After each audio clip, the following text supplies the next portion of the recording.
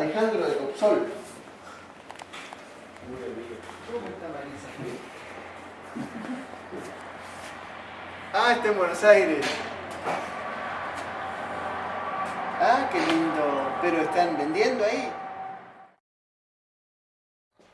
Bueno, Ale, quisiera saber cuál ha sido el origen de Copsol. El origen de Copsol te lo puedo contar un poco, digamos, desde... En cada uno de nosotros, cuando escuches la historia, la vas a escuchar de una manera diferente. En particular, digamos, desde mi punto de vista, el origen fue algo, digamos, como una suma de voluntades que queríamos hacer alguna cosa diferente y que cada uno de nosotros no tenía la idea exacta de lo que quería hacer. Nosotros en aquella época éramos jóvenes que habíamos salido hace poco tiempo, digamos, de lo que son los grupos juveniles o que habíamos tenido alguna relación con la iglesia de la posadolescencia y que era como haber terminado esa fase y empezar la fase de la vida productiva o el pensar en cómo se desarrolla el futuro. En mi caso particular, mi orientación era agrícola, siempre me gustó el campo y hice una experiencia, como éramos muchos hermanos, no se podía avanzar en el estudio, entonces tuve una experiencia agrícola importante, fui a vivir un campo, trabajar.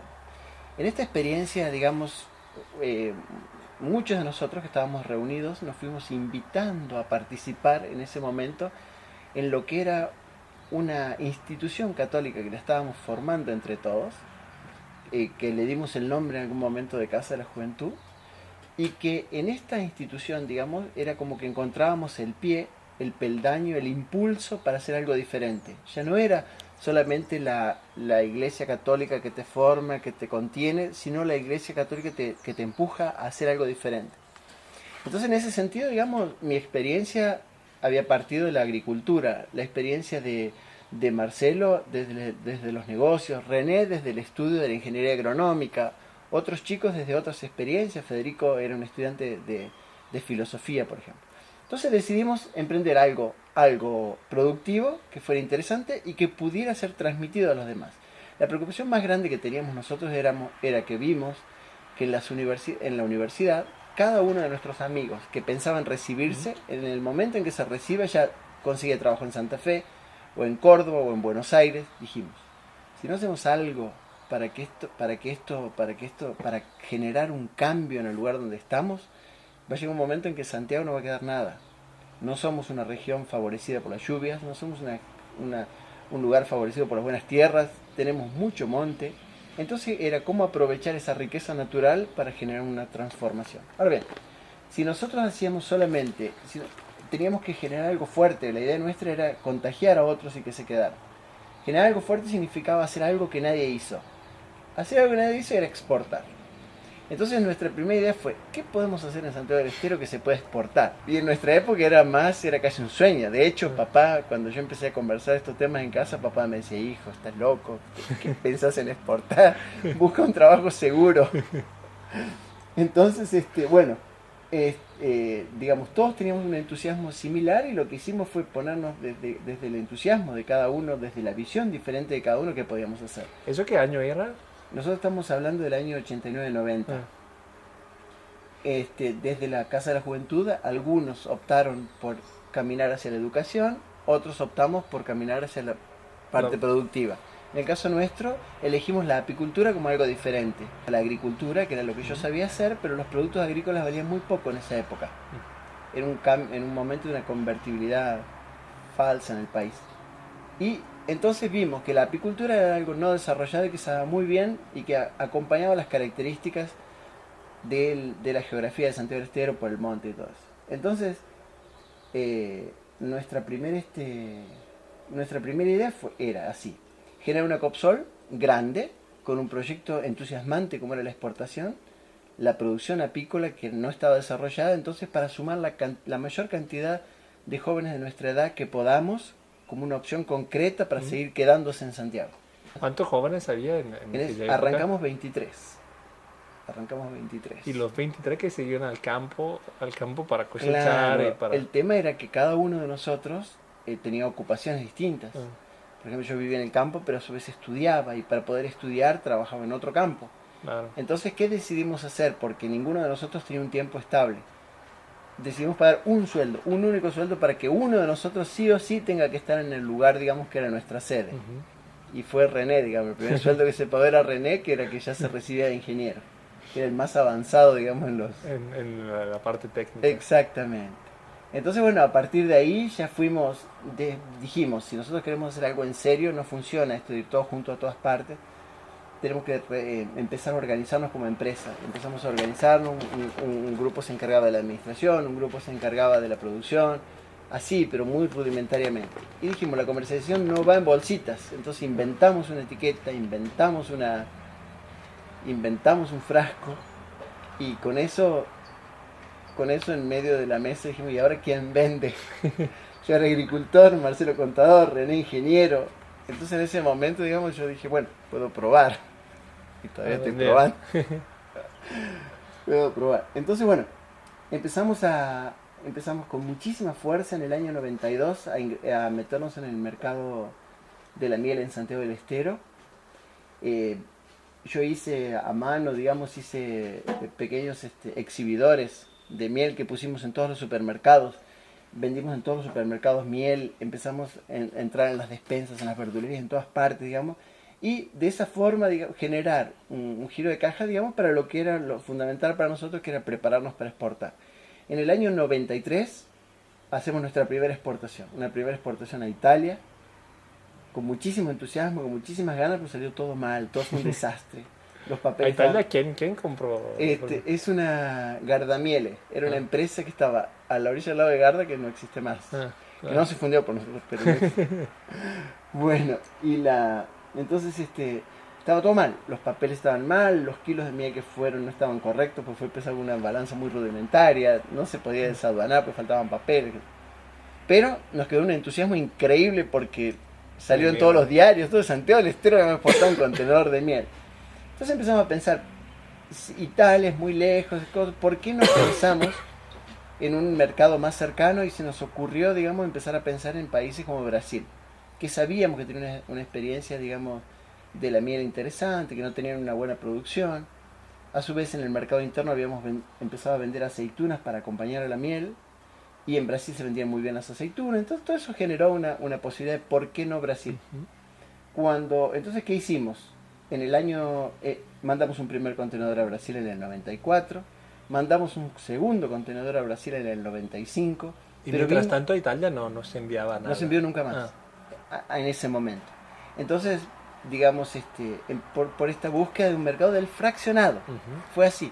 Conseguimos que nos compre un contenedor fraccionado, un camión fraccionado, 25.000 kilos. Pero vimos que era dificilísimo crecer en ese mercado, porque era muy difícil que alguien te compre un camión completo de miel. Entonces pensamos, ¿por qué no establecernos en Brasil, autoimportarnos desde Brasil y vender nosotros a los distintos compradores en pequeñas cantidades? Y así lo hicimos. En el 96 empezamos a viajar con Marcelo, viajamos todo el año instalando a un lugar, a una idiosincrasia nueva, a una cultura nueva, a una lengua que no conocíamos, y con un giro de caja de Santiago del Estero. Entonces armamos una muy modesta estructura con personas que no conocíamos. Armamos una muy modesta estructura, alquilamos una casita, alquilamos un galpón y nada, un portafolio y a salir a golpear puertas. Durante un año entero golpeamos puertas y fue muy difícil hasta que en el año 98 aproximadamente empezamos a vender. Empezamos a vender y empezamos a vender cada vez más, porque usamos una estrategia diferente, digamos, habíamos entrado en algunos supermercados, en algunas cadenas, vivíamos en Curitiba y vendíamos en San Pablo, Río de Janeiro, Minas, Porto Alegre. Entonces empecé a ver quiénes eran mis competidores en la miel, porque era muy difícil meter una marca argentina en Brasil, que por ahí son muy nacionalistas. Entonces fui tomando los teléfonos y las direcciones de mis competidores y me fui a visitarlos y a ofrecerles miel lista para fraccionar en baldes de 31 kilos. Y eso fue genial.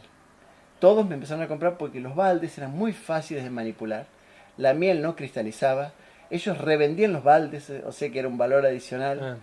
Entonces fue genial. Empezamos a vender, digamos, 3 equipos en el año. No vendeban fraccionados, sino vendían a granel a otros fraccionadores. Vendíamos el fraccionado, solo que no era la mayor cantidad. Por ejemplo, para que tengas una idea, se vendían 5 equipos de fraccionado en el año, pero yo vendía 3 equipos de esta miel por mes. ¿Entendés? ¿Equipo qué es? 25.000 kilos. ¿Ah? Cada equipo 25.000. Entonces, bueno, eso generó muchísimo trabajo. Sacamos créditos, hicimos crecer la planta, compramos maquinaria. La planta trabajaba 3 turnos de 8 horas. Era muy lindo, venían las escuelas a vernos, el gobierno se fijaba a ver qué hacíamos, que era tan extraño, venían los diarios a sacarnos fotos de qué estábamos haciendo. Sucedió que en el 99 Brasil devaluó, nosotros teníamos muchísima mercadería en la calle y eso fue un golpe económico muy muy fuerte. Entonces, digamos, ya estuvimos un año más en el mercado brasilero, no dio para más y volvimos a Santiago del Estero.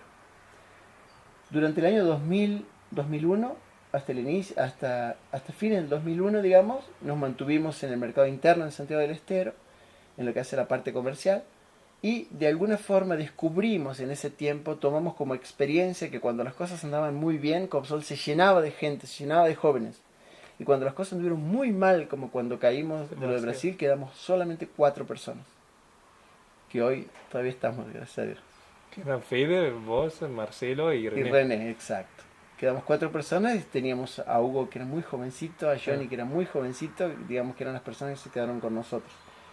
A partir de que Argentina devalúa en noviembre, el 25 de noviembre del 2001, nosotros empezamos a exportar en el 2002 nuevamente un contenedor a Brasil y 4 contenedores a Italia.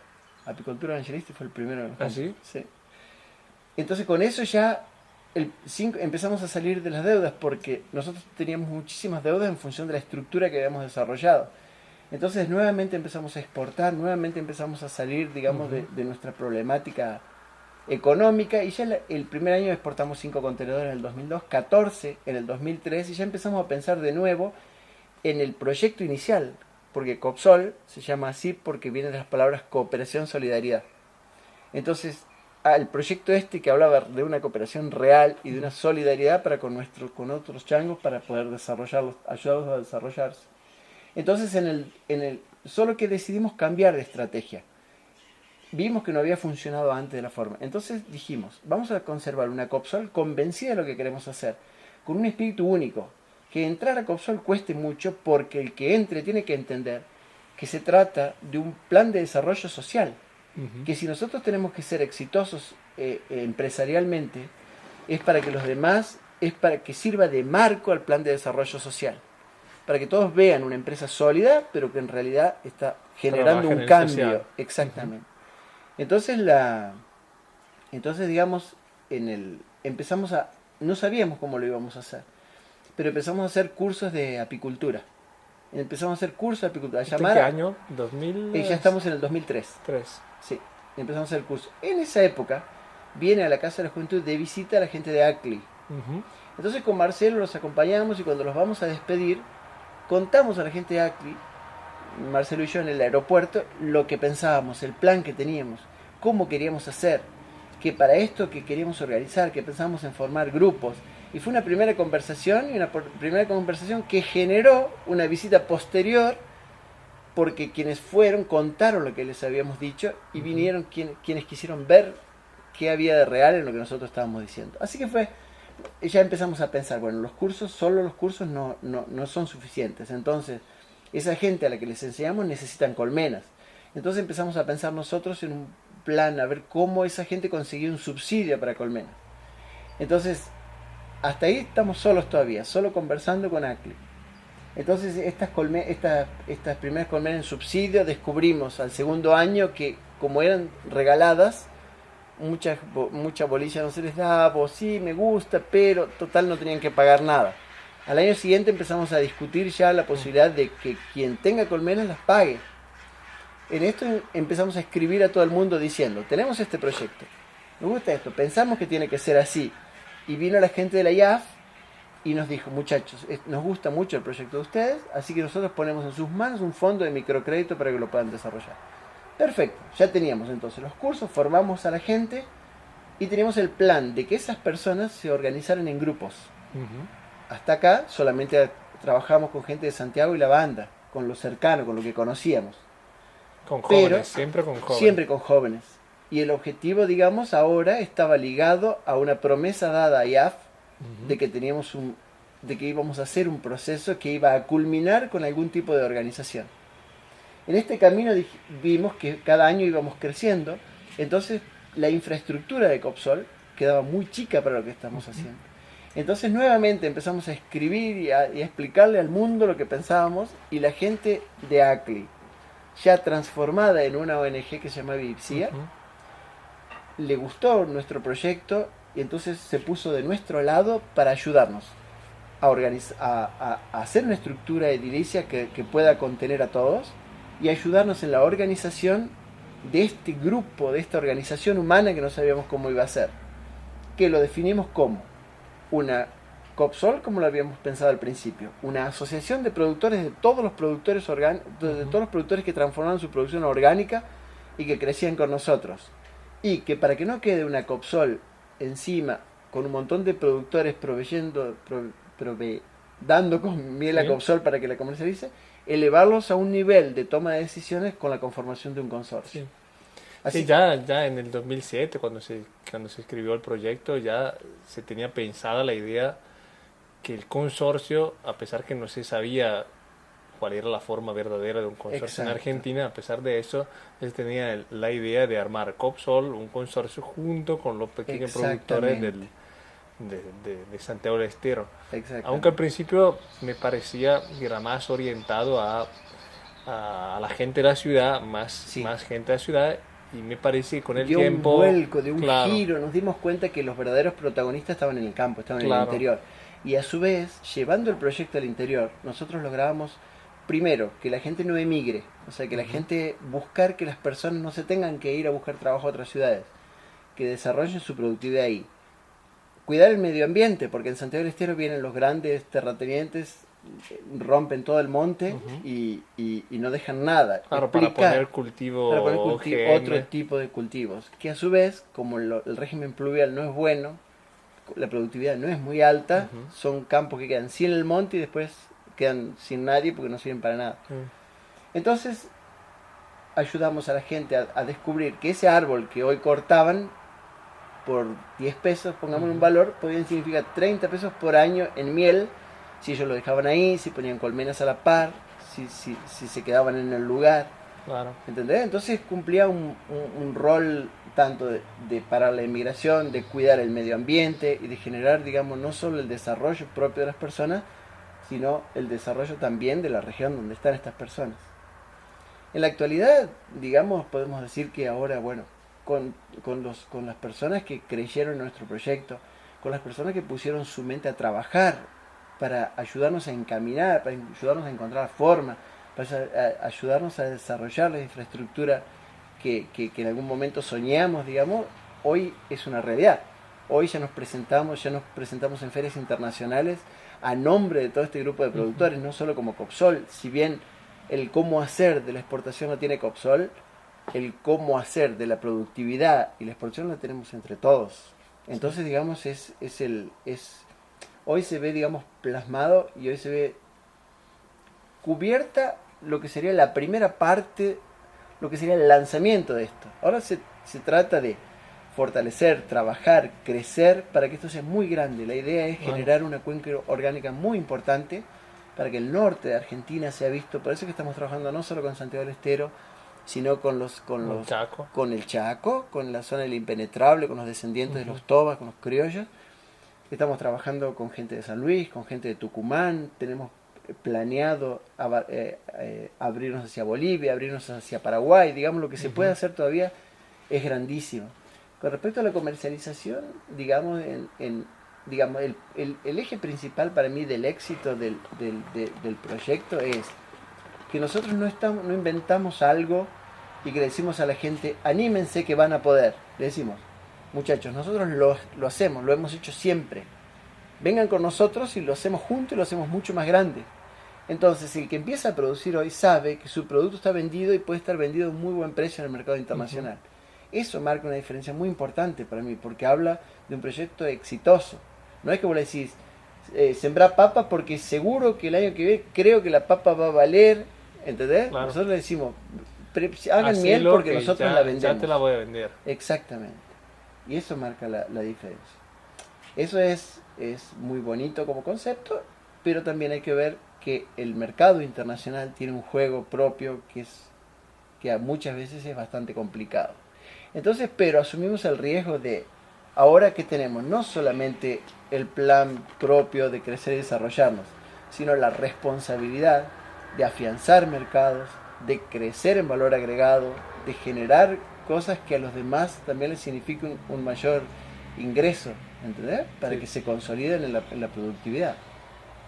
Sí. El mercado, que es un poco el eje de ese proyecto, porque sin esto no se podría ser tan tranquilo cuando se promueve una actividad. Pero el mercado me parece que a veces te da problemas que vos no esperaba, que vos pensabas que no estuvieran. Como, bueno, acabamos de contar que Europa parece ser bastante estricta con las normas orgánicas y más. A veces en el mercado se ve que el precio no es tan estable tampoco para los productos de comercio justo o de orgánico. Me acuerdo hace 2 años que la miel brasilera tenía un precio más barato que la miel convencional, la miel orgánica de Brasil tenía un precio más barato que Que la convencional argentina. la convencional argentina. Sí. Así que la estrategia de este consorcio, de este grupo, de este proyecto, de llevar adelante una miel de calidad, sirve un poco para frenar un poco esta subida y bajada del mercado, creo. Seguro. Pero a pesar de eso, los problemas siguen y Seguro. pueden seguir siempre.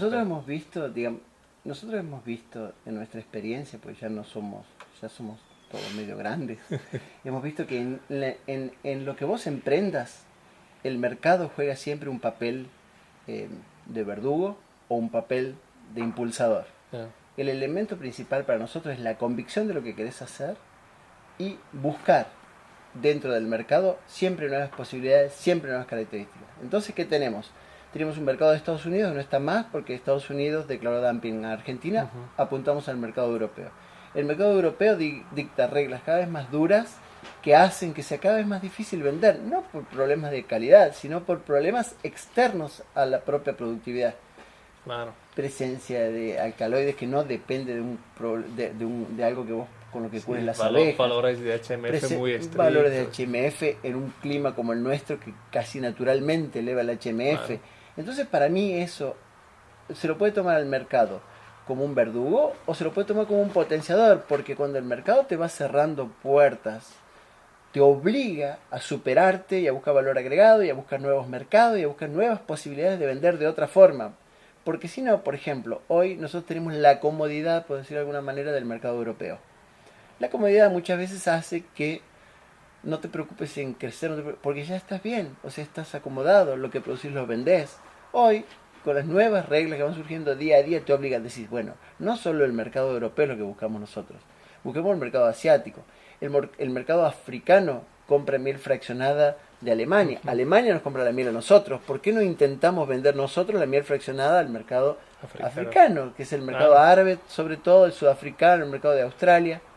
Sí, ¿entendés? Sí. Entonces, para mí es, no sé, a mí me apasiona tanto nuestro proyecto, sinceramente, que aún los problemas más serios, los problemas que te hacen pensar que en algún momento se te cerraron todas las puertas, son como disparadores para ver, bueno, muchachos, estas puertas están cerradas, a ver qué puerta abrimos, ¿entendés?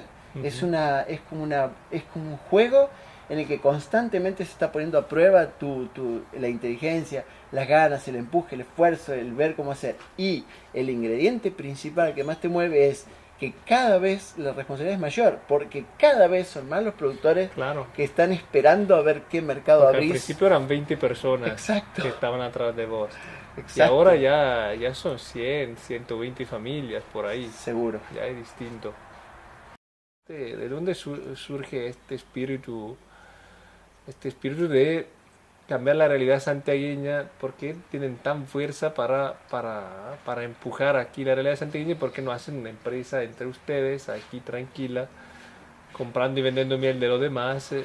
Yo creo que el corazón de ese pensamiento surgió justamente de la Casa de la Juventud, de esa idea de generar un cambio en el pensamiento. Nosotros teníamos una historia santiagueña donde por 50 años tuvimos un mismo gobernante, donde las personas no tenían trabajo, o sea, no había políticas de promoción campesina, no había políticas de promoción de nada, sino un 85% de la ocupación era de la administración pública. Entonces las personas únicamente votando a esa persona tenían trabajo asegurado para siempre. En esa mentalidad nadie que quisiera desarrollar algo importante, nadie que quisiera podía hacerlo. Entonces ahí vino nuestro desafío. Ah, y esto sigue. Eso es muy importante. Pero aparte viene, me parece también, un poquitito de la realidad o de la experiencia de cada uno. En mi caso personal, hermano mayor de 10 hermanos. En mi experiencia personal fue siempre la preocupación por ayudar a mis hermanos a que terminen de estudiar, a que se desarrollen, a que puedan cambiar las cosas dentro de la misma realidad familiar. Entonces, digamos, cuando encontré personas que de alguna forma hablaban en un discurso, aún desde ópticas diferentes, pero que iban en ese sentido, fue casi perfecto, ¿entendés? Sí. Es como amalgamar voluntades en un proyecto común, definir juntos un proyecto común y darle para adelante. Y después, claro, cada uno de nosotros, digamos, tiene la obligación de ser muy efectivo en lo que hace. Entonces, no va en nosotros lo que tratamos de eliminar constantemente y discutimos mucho y lo hacemos con mucha fuerza a veces, es eliminar el pobrecito en las personas. Cada persona, por más humilde que sea, tiene un potencial que tenemos que desarrollar. Y si nosotros no entendemos que tenemos que ayudarlo a despertar y no darle todo lo que necesita, nunca vamos a cambiar nada, ¿entendés? Entonces, digamos, ese es el eje motor. Entonces, muchas veces somos duros porque tenemos que ser eficientes, pero a su vez somos duros porque tenemos que ser transformadores. Entonces eso genera muchas veces polémica, y esa polémica es buena porque obliga a los demás a replantearse su permanencia con nosotros, y nos obliga a nosotros a replantear el proyecto que tenemos para adelante, ¿entendés? Claro. Y esas discusiones son las que generan el cambio. Si nosotros no discutiéramos, si cada uno de nosotros asintiera o esperara o viera o acompañara, seríamos estúpidos. Sí. Última aclaración. Me gustaría, bueno, como italiano y bresciano, saber el papel, conocer el papel de Acli Bresciana y luego de Ipsia, pero más que nada al principio, ¿cuál ha sido el papel? ¿Ha sido importante este rapporto, este contacto con la Acli Bresciane del 2003 para poder llegar a ese nivel de proyecto? Para nosotros fue muy importante en el sentido de que fue el primer grupo, la primera institución que creyó en nosotros. Nosotros no teníamos tanto desarrollado como para poder apoyarse en nosotros. Es más, teníamos una empresa deficitaria porque acabábamos de quebrar, por decirlo de alguna manera. Pero estas personas supieron ver en nosotros, primero, nos vieron creíbles, vieron que lo que nosotros decíamos era verdad.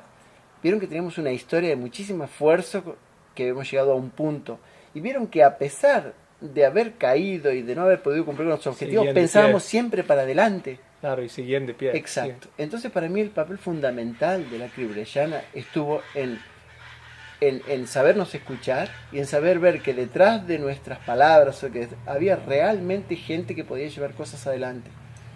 Ese fue Acli, que nos escuchó desde una institución y con muy pocas posibilidades. Ipsia, que es la misma Acli, pero claro, ya con posibilidades, como ONG, con la búsqueda de fondos, asumió un papel muchísimo más protagónico, porque dice, muchachos, supuesto, nos demostraron que pueden hacerlo. Le faltan elementos, los ayudamos con los elementos, los ayudamos con cabezas, para que organicen sus pensamientos, para que organicen su estrategia, para que armen la infraestructura que necesitan como disparador de todo esto. ¿Entendés? Y eso fue fundamental para nosotros. Basta, perfecto. Gracias, me está liquidando los mosquitos. No, si hay algún punto que vamos a... Sí, lo vamos a aclarar otra vez.